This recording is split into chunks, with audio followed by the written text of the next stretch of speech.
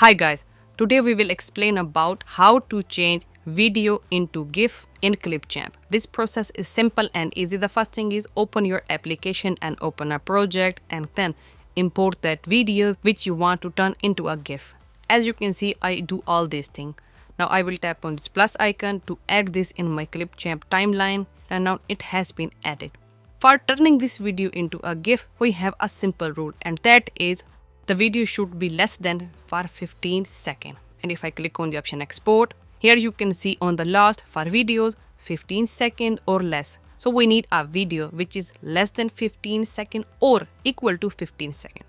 This video is about for 55 seconds. So the first thing is I will cut all the unnecessary part and will keep it under the 15 seconds. So just for showing you, I cut the video and made this for 13 seconds.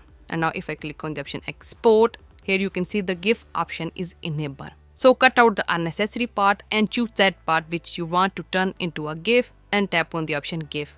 Then it will be exported as a GIF. And it was the way by which you can change your video into GIF in Clipchamp.